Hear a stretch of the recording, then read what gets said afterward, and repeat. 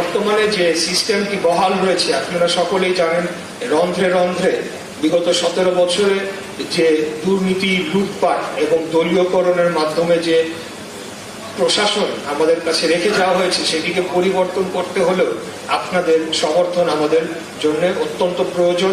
আপনাদের পরামর্শ আমাদের কাছে অত্যন্ত গুরুত্বপূর্ণ এবং সেটি প্রয়োজন।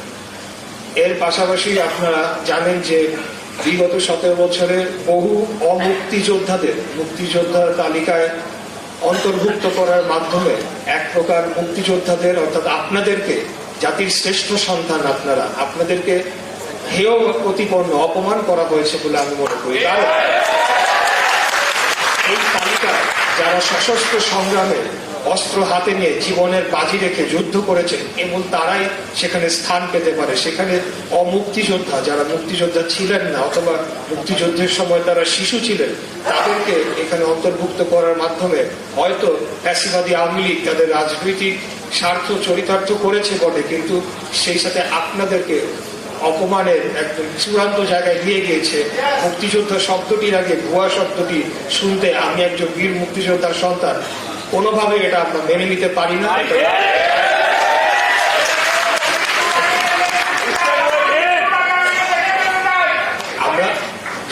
ধন্যবাদ। আমরা ইতিমধ্যে এই বিষয়ে কার্যক্রম শুরু করেছি। আমার জানা মতে ৬,০০০-এর অধিক অমুক্তিযোদ্ধাদের তালিকা থেকে বাদ করা হয়েছে।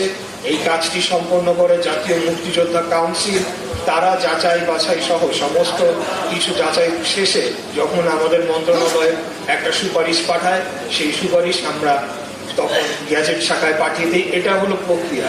তাই আমি আপনাদেরকে কথা দিয়ে যাচ্ছি যে আগামী দিনে জাতীয় মুক্তিযোদ্ধা কাউন্সিলও পুনর্গঠন করে সেখানে সঠিক ব্যক্তিদেরকে যাতে নিয়োগ দেওয়া হয়, এই সমস্ত কাজ প্লিজ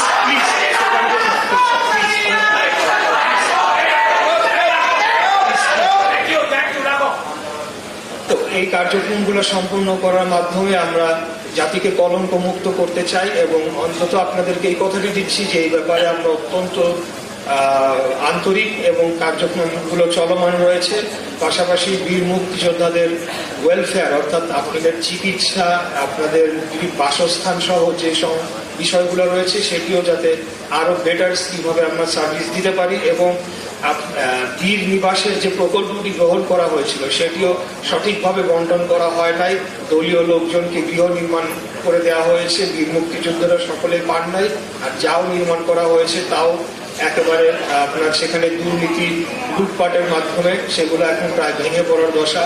তো এই বিষয়গুলো নিয়ে আমরা অবশ্যই মন্ত্রণালয় কাজ করবে। আমরা আমাদের জায়গা থেকে পলিসিগত যে দিক নির্দেশনা সেগুলো দিয়ে যাব। আমাদেরকে কিছুটা সময় দিবেন, পরামর্শ দিবেন, আমরা অবশ্যই আপনাদের সেই কাজগুলো করে যাবো।